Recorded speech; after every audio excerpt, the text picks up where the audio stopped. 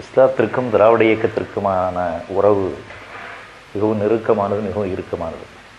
அதற்கு மிக முக்கியமான காரணம் இஸ்லாம் வற்புறுத்துகின்ற அந்த பகுத்தறிவு கொள்கையினுடைய அடிப்படையில் தான் திராவிட இயக்கம் எழுந்தது. இஸ்லாம் மார்க்கமே கட்டப்பட்டிருப்பது பகுத்தறிவு மார்க்கத்திலே தான் என்று சொன்னால் அது மிகையாகாது.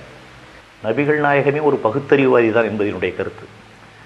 அவர் தோன்றிய காலத்திலே அரபு மண்ணிலே நிலவிய மூட பழக்க வழக்கங்கள் அவைகளை எல்லாம் அறுத்து எறிவதற்கு மிகப்பெரிய அளவிலே அவர் பாடுபட்டார், உழைத்தார். முழுக்க முழுக்க பகுத்தறிவினுடைய அடிப்படையிலான எண்ணங்களைத்தான் அவர் மக்களுக்கு வழங்கினார்.